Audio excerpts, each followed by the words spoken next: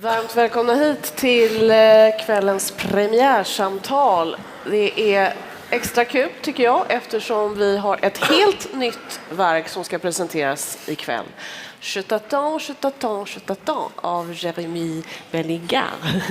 Och I think we should make a warm welcome to Jérémie. Oh my Please. God, thank you. Thank you. And of course, Nicolas le Riche, the artistic manager of the Royal Ballet. Yes.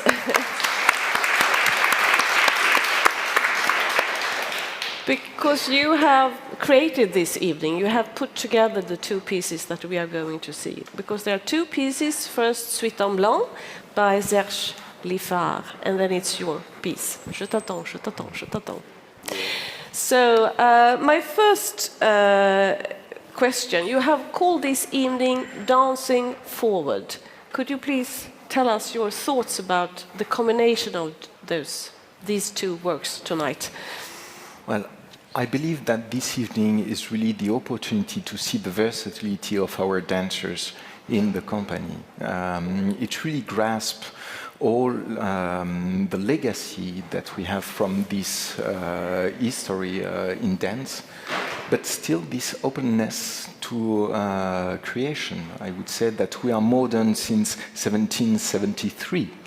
And we are modern, so we are creating. But it was also, to me, an occasion to see the connection between our legacy, our history, where we are coming from, and where we are going.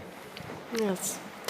Jérémie Bélingard, you were a dancer almost until yesterday, because you have been dancing. You have been an étoile, which is the finest dancer, as you also, in Paris at the Royal Ballet there.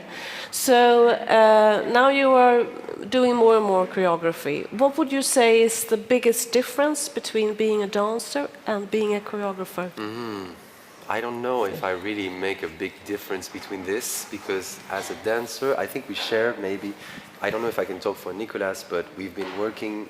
I had a chance and the privilege to work with Nicolas a lot, and watching him work and getting inspired by all these group of dancers we used to be together, and going in maturity, we all, I think, a bunch of us develop a real strong taste of the relationship with the choreographer and the creative process, and so maybe to grab freedom with our classical vocabulary, looking at different types of dance all over the world and changing our way to dance. We started to cut the frontière as much as we could as dancers to the creative, to the choreographer, yes, I wanted to say. So this boundary, I hope and I wish that it becomes less and less visible, and we've been working with the choreographers like William Forsythe, and we had the feeling we could create after this transformation with such great choreographers. And for now, I think as a choreographer now, I would love that my dancers, as I make them, I give them tools to improvise and create themselves a lot, because I believe people have a lot to bring from their own backgrounds and culture, and so I encourage them to do this, and this boundary to be less and less visible. So I don't know if there's a difference. There's not one without the other. So it's just a complementarity. Yeah. If we should start talking a bit about Serge Lifar, Suite en Blanc.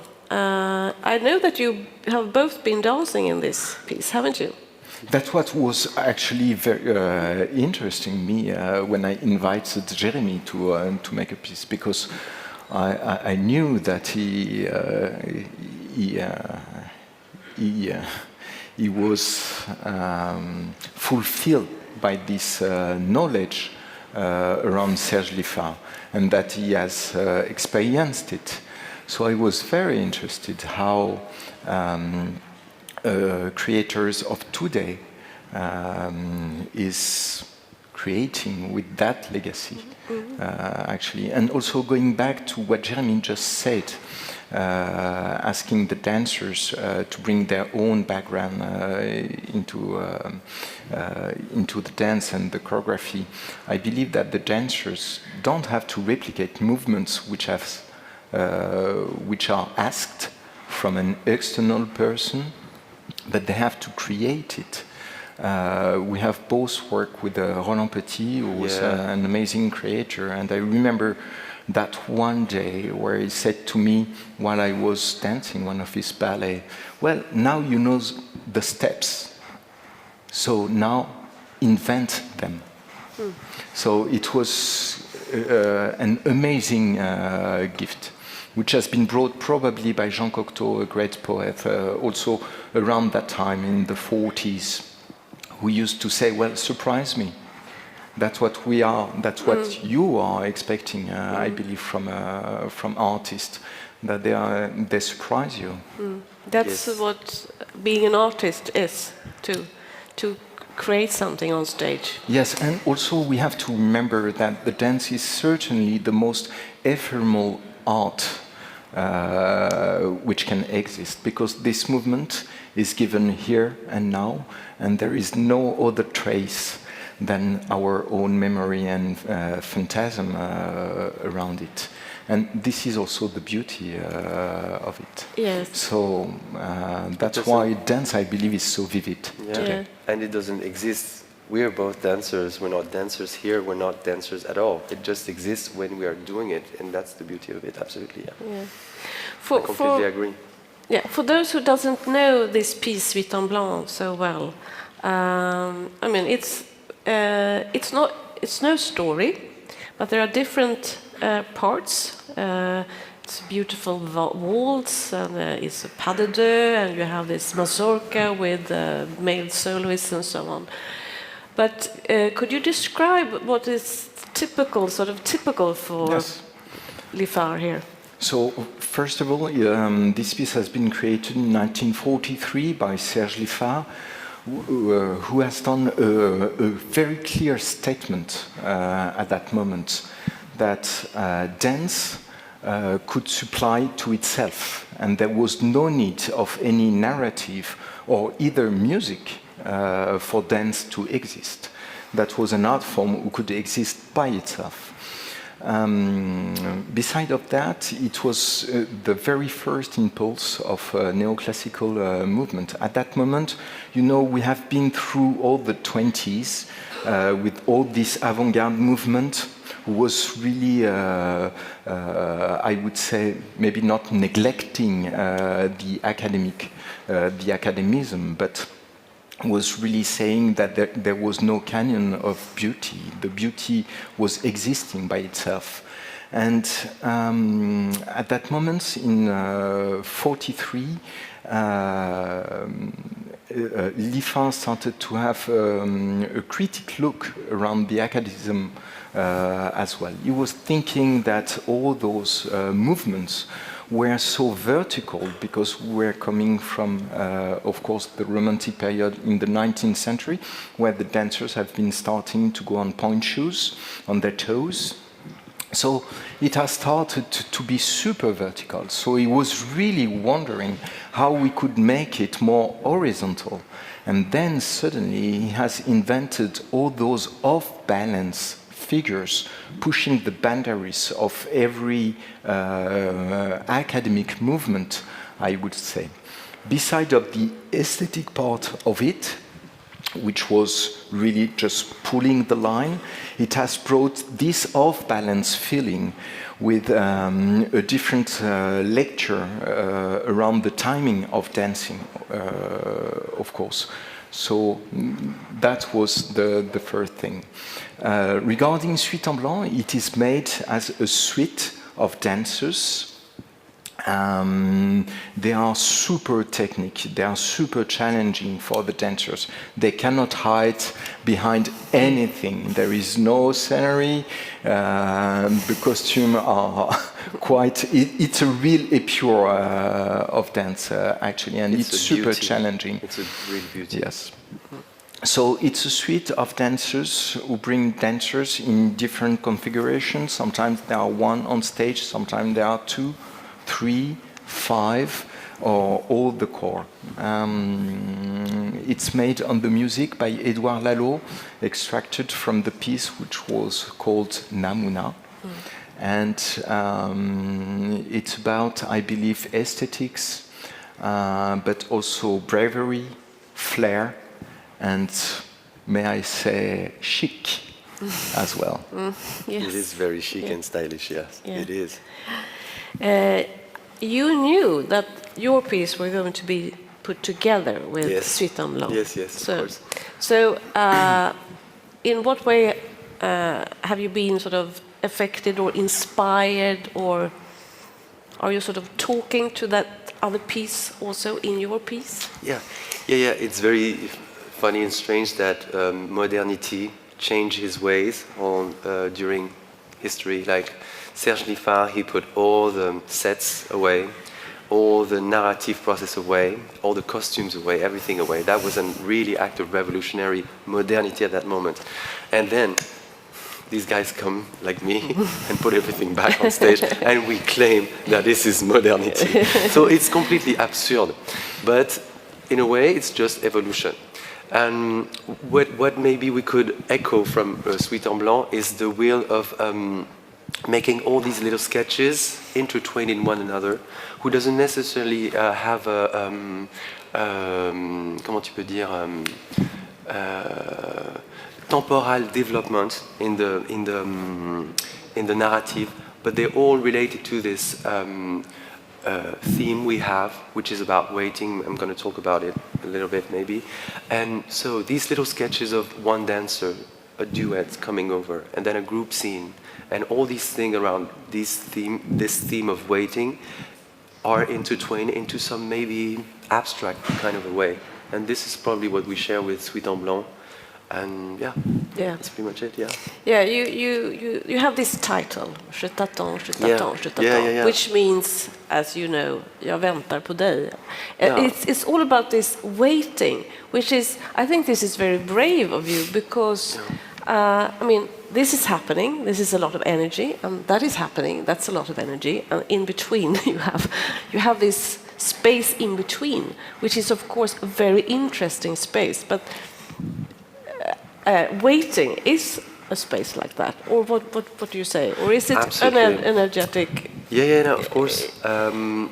It all makes sense in one moment like that. I was looking for the title actually, and speaking about the theme, and I wanted to speak about human nature and in this craziness. Sometimes we're thinking about desert, and which is probably a strange landscape where people challenge themselves, where people travel, and this was the theme. And we were thinking, and then we were waiting for this moment to find. And as I started to work with Blanca, my comparse on this, she's the set designer. I hope you will love her beautiful work. I'm really in love with what she does. And by talking, we realized that waiting is probably an act of surrealism, because when you wait, you build up images in your mind, and these images superpose the layer of the reality. Like, we do it all the time, we do it now. And this is a real act of surrealism, we think. So in this waiting process, we build up some kind of reality that sometimes goes to total craziness, with all these feelings of jealousy waiting for someone. You can build up crazy stories and crazy sets in front of the bedroom wall, or in front of the train coming at the station.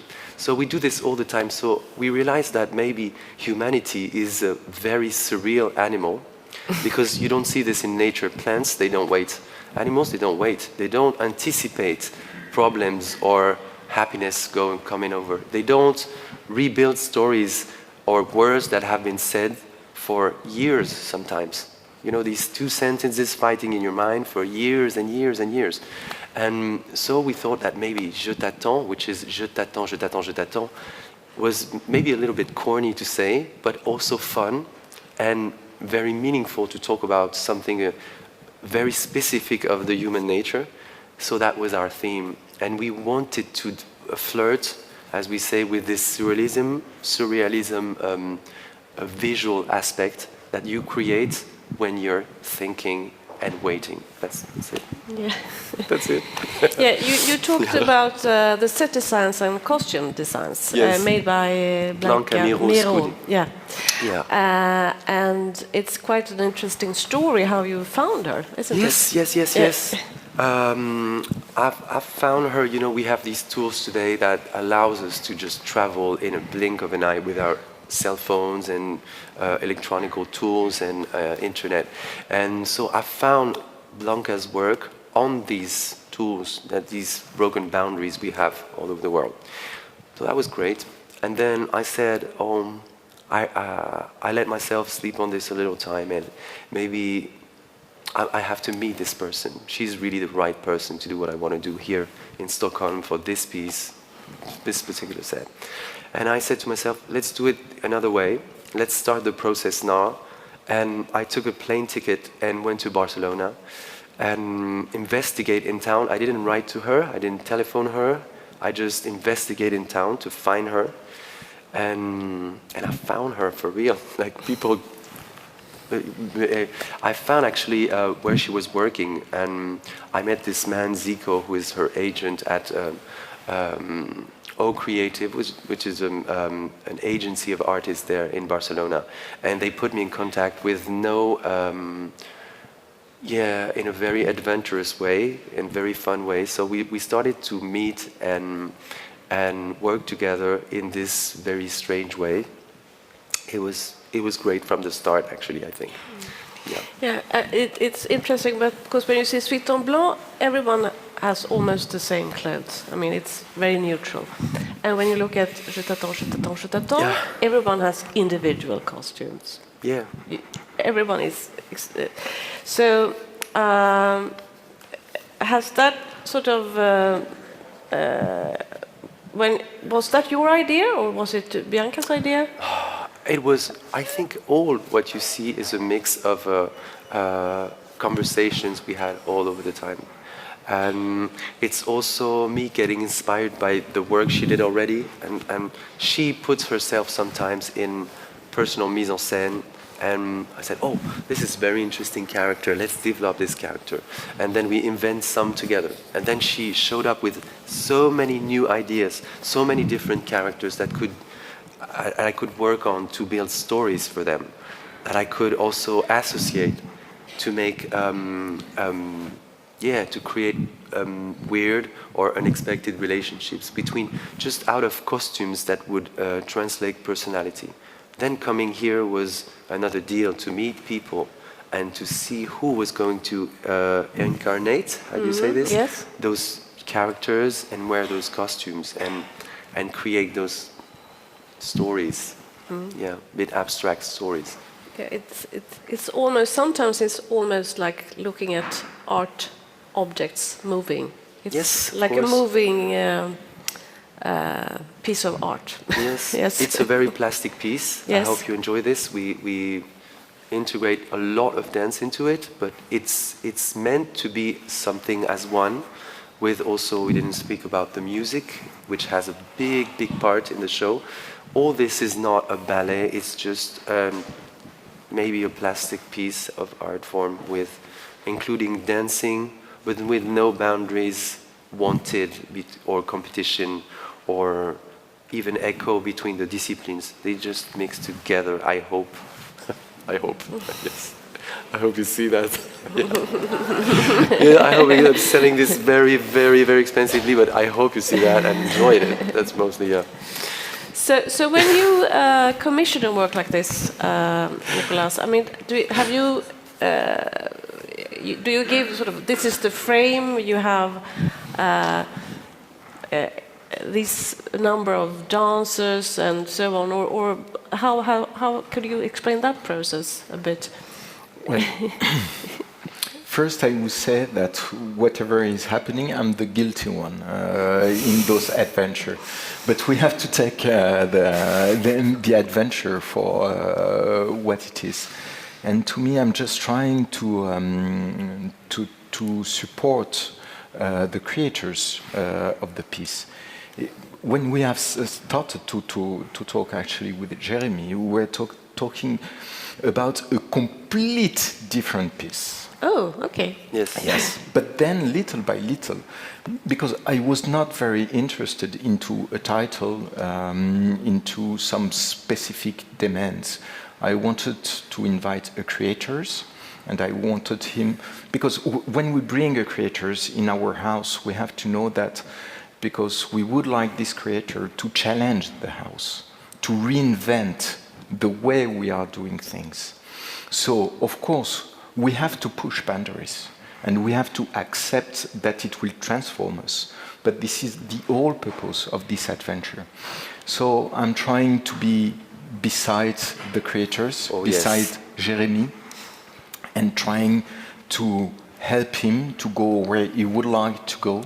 Sometimes I have to say, well, I'm sorry, I'm not really sure that we can do this. But he's challenging me and say, yeah, but maybe I have a solution. And then we come to an end where there is a creation, which is a all new work that you have never seen, that we have never seen. And we are discovering different personalities. Also, we are rediscovering, I would say, our organization as well, the way it functions, to keep this evolution going on. Yeah. Can you say what it is in Jérémie's language that made you ask him to come and make this piece? What?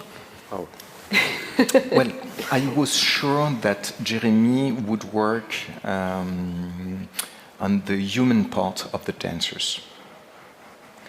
And that's what I was very interested in. I know also that he's a great mover himself, so he can generate amazing figures, I would say.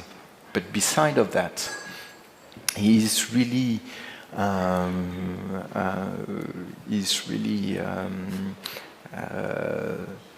inspired by the person that he's seeing. Beside of that, he's very humble, so he will not say, so I will say it. So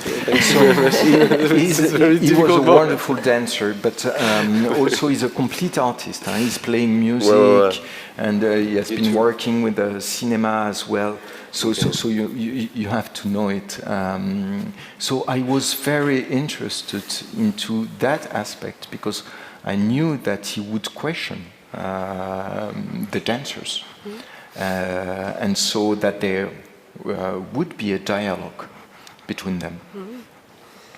So how has the process with the dancers been? I have to say that this, of course, when you arrive here in an institution like that, I signed this, but we all signed this together. This is absolutely true. We have discussions from the first day to the last day, like everyone participate to this. It's not my job.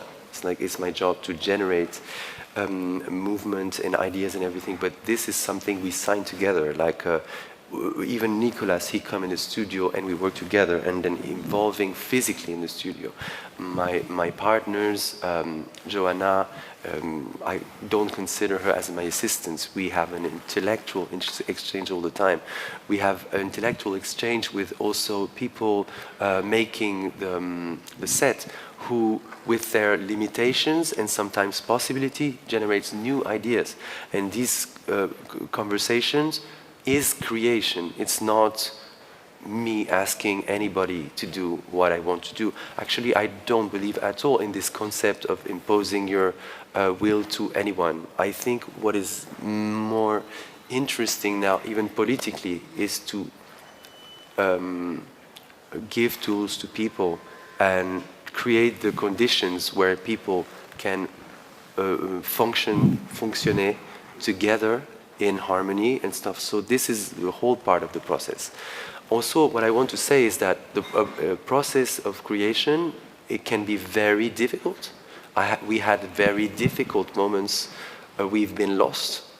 As dancers, before to any creative process, just as dancers, we make a big experience on ourselves, physically and intellectually, and even your soul is involved. And so we have the taste for this experimentation on yourself. So then when I arrived with this background of doing this to myself, then I am here with 20 dancers, and I take them with me in that process of experimentation. So, of course, arriving with a big scenario is strong, and it's probably very good to do that. But then maybe it's very good to just break it and then lose a bit at some moment of control, even if you get to these moments of tensions, because if you don't, I consider if you know all the time what you're doing all of the time, then you just open the doors you know already. So you have to lose a little bit of what you know and to just find new doors and stuff. That's what I think. So bringing all the dancers with me like that is such a big experience. So sometimes, yes, we fight. We do fight for good. Yeah. But then we don't do this all the time, and we find back the right roots, the right connectics, the right ideas, and then, it's a dialogue. It's really something that people sign together, really working in this institution, I think. Yeah. So what do you hope that the audience will experience? I expect nothing. Je n'attends rien. No, really, for real, I expect the audience is really the hidden in a darkness character of all this, and it has a tremendous part to play in this, because he's receiving, and that's an exchange and everything. So I just wish you a very good time, and I hope you guys have more than maybe fun is already something, but of course we hope you'll be touched, and we hope it touched your heart. I hope that. That's what I hope. Yes. Something. I have one wish. Yes? Yeah. Yes. My wish is for the audience to allow itself to get lost in something and just to simply look at it and take what can be taken from what is happening and what is shared at that moment. Sometimes it's really hard because you always expect this guided tour that you will think of that, you will see this, you will see that, etc., etc. But I think allowing yourself just to receive what is given is already opening doors. And maybe it will function as an echo later, and you will think about what you have seen. I think the same. I hope the same. I really hope all that too. I hope this. I think that is a beautiful way of ending this talk, because we have actually talked in 30 minutes now. So thank you so much for talking to us, and thank you. Thank you very much for being here and for coming. Thank you for being here.